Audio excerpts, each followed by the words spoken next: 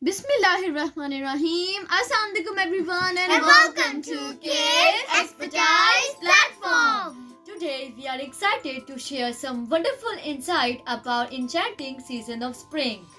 Yes, spring is a time of renewal and awakening in nature. Where flowers bloom And trees regain their vibrant greenery.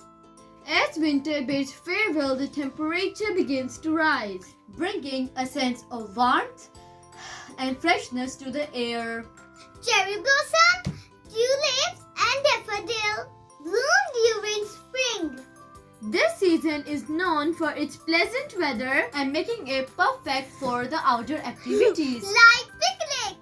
walks in the parks, and enjoying the gentle breeze.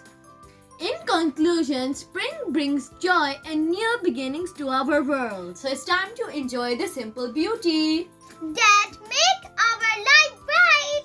If you like our video, please give a like and subscribe.